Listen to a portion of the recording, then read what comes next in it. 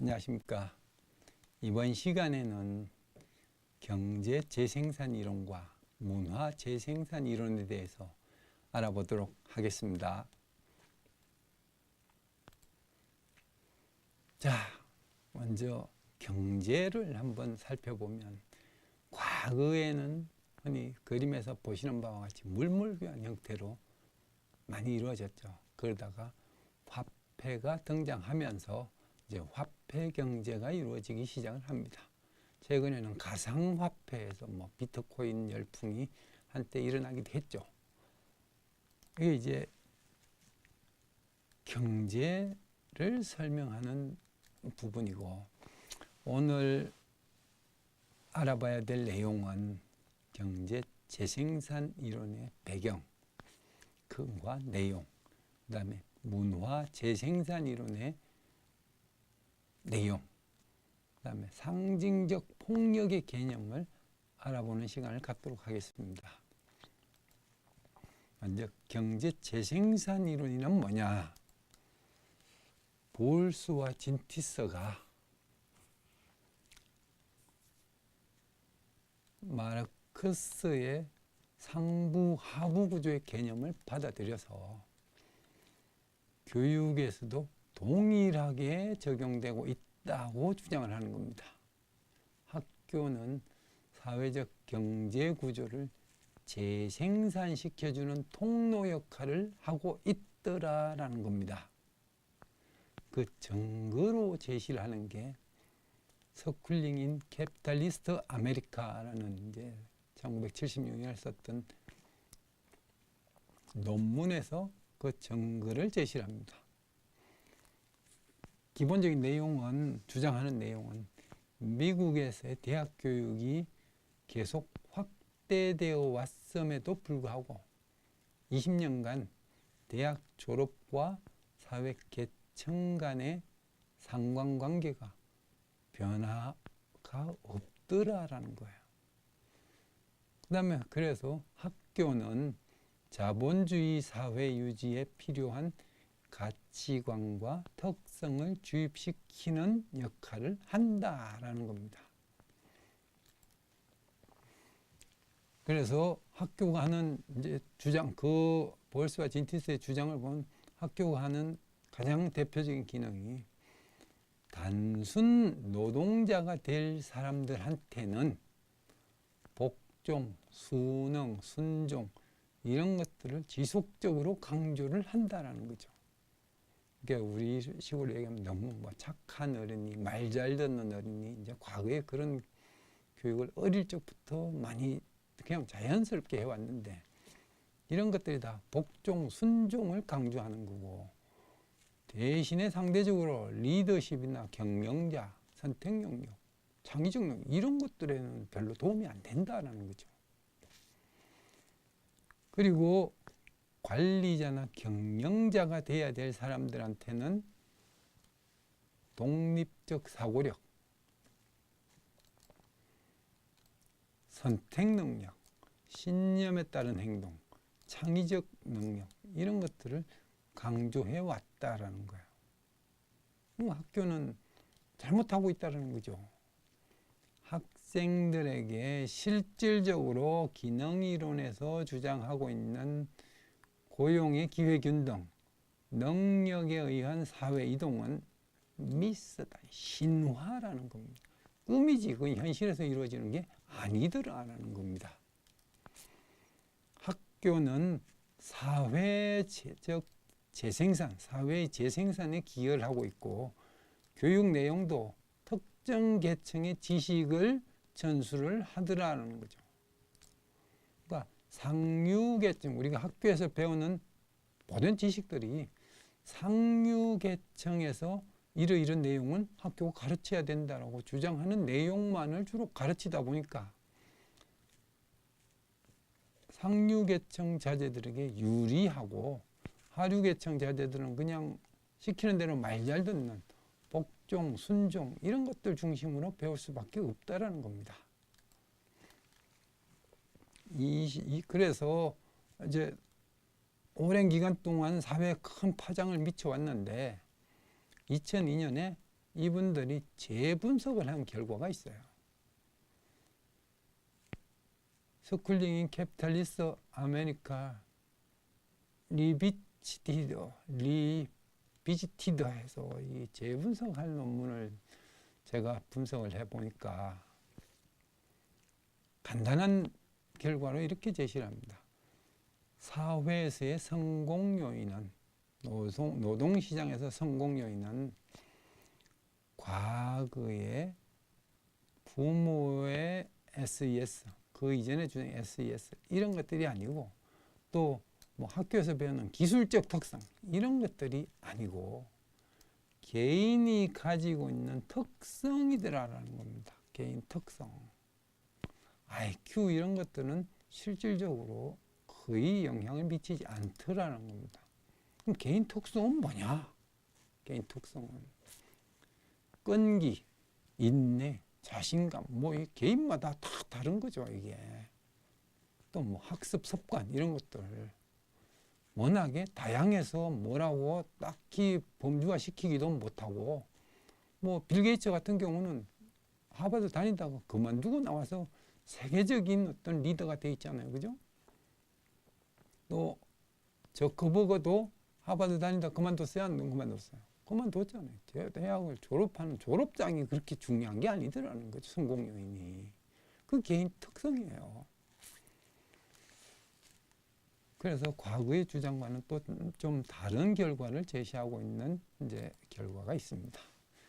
자, 그 다음에 문화 재생산 이론에 대해서 간략하게 알아보도록 하겠습니다. 자, 그럼 문화는 뭐냐? 이제 옷, 의복 문화라고 볼 수 있죠. 또 두 번째 줄에는 음식 문화라고 볼 수 있죠. 맨 아래 줄에는 주거 문화, 주택 문화라고 볼 수 있죠. 지역마다 다르고 사회마다 다른 특성을 지니고 있는 거죠.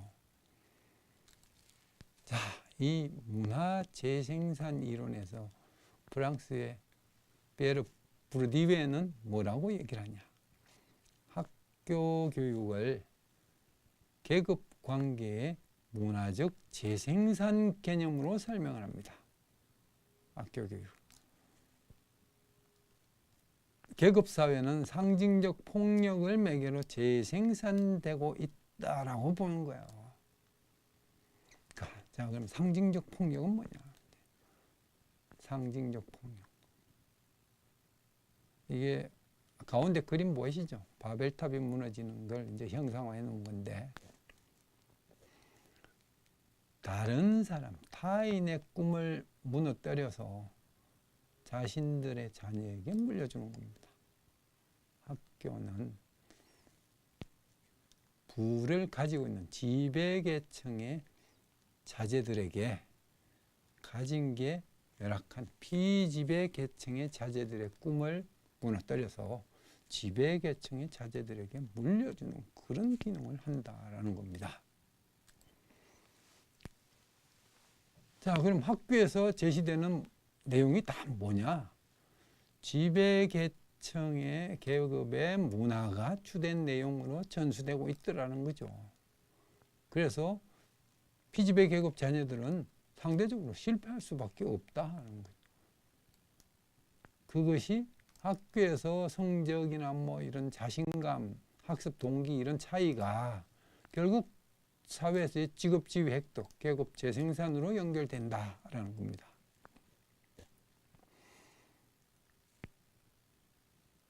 그러면서 가정의 역할이 가장 중요한데 학교까지 더불어서 문화 자본의 세대 간 전수를 시키고 있더라라는 겁니다.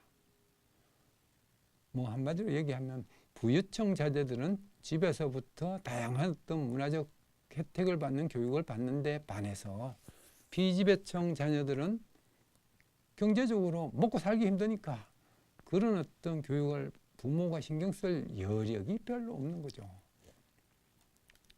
그래서 지배계급의 문화는 가치 있는 것이고 피지배계급의 문화는 가치가 없는 문화로 학교가 자연스럽게 강요를 하더라는 겁니다. 그런 어떤 학교가 가지고 있는 상징적 권력이 상징적 폭력의 도구로 작용을 한다. 이렇게 이제 불리베가 설명을 합니다. 자, 학교는 지배 집단의 문화, 권력, 특권을 무리 없이 다음 세대에게 전달하는 상대적 자율성을 가진 기관이다. 이렇게 이제 주장을 했어요. 그러면서 자연스럽게 지배 계급의 문화를 전통 문화로 전수하는 상징적 폭력이 행사되는 곳이다. 학교가 사실은 아닌데. 그죠? 그럼 상징적 폭력이란 뭐냐? 어떤 힘을 행사하는 데 있어서 그 힘의 행사의 근거가 되는 권력 관계를 갖추게 되기 때문에 그 의미의 강제를 정당한 걸로 보이게 하는 것이다. 상징적 폭력이란. 그래서 학교는 상징적 폭력이 자연스럽게 행사되는 곳이다. 이런 이제 주장을 하는 겁니다. 자, 그래서 문화 재생산 이론에서 주장하는 핵심은 문화자본과 문화적 습성으로 이제 구분을 할 수가 있고, 문화자본의 세 가지 형태를 뭐라고 얘기하냐면 구현 상태, 무형자본이다. 무형자본.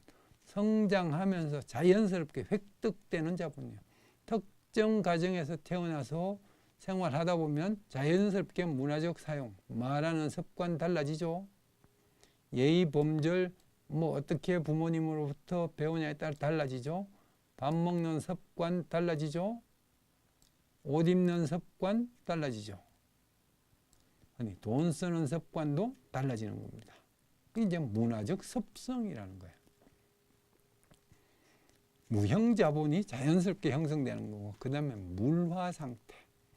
아니, 객관적 자본이 있는 겁니다. 문화자본 중에 구현 상태, 무형자본이 있고, 객관적 자본은 물화 상태라고 해요. 상징제 형식을 가지고 있는 것들. 그림. 그림 때문에 매스컴에 가끔 비싸다, 싸다, 이런 얘기 가끔 나오죠. 그 다음에 제도적 자본이 있는 겁니다. 졸업장, 자격증, 이런 것들. 이 세 가지, 무형자본, 객관적 자본, 제도적 자본의 세 가지 유형이 있는 겁니다. 자, 그럼 상대적 자율성이란 뭐냐? 앞에서 간략하게 봤죠. 자, 여기서 상징적 폭력은 뭐냐? 학교에서 선생님이 자연스럽게 키 작은 학생 보고 자기도 키가 작아서 스트레스를 받고 있는데 키가 커야 된다고 자꾸 강조를 하면서 스트레스를 더 받는 거예요. 더 받는 것. 이런 것도 이제 상징적 폭력인데, 선생님은 그 학생을 도와준다는 의미로 얘기를 하지만 실질적으로는 그게 스트레스를 더 받는다. 그런 것들이 상징적 폭력이란, 누구나 다 키가 상대적으로 크고 싶죠. 자, 그 다음에 번스테인은 언어 연구를 통해서 설명합니다. 언어, 상류계급, 지배계급의 자제들은 기본적으로 어법을 어릴 적부터 습관적으로 배우는데 정교한 어법을 사용하고, 상류 계층의 자제들은 정교한 어법을 사용하는데, 노동계급 자제들은 제한적, 한정적 용법을 쓰더라 하는 겁니다. 학교는 정교한 어법을 사용하기 때문에 노동계급 자녀들에게 불리하다라는 거예요. 자, 그럼 오늘 배운 내용은 이런 정도로 이제 정리를 해보고, 다음 시간에는 종속이론에 대해서 알아보도록 하겠습니다. 수고하셨습니다.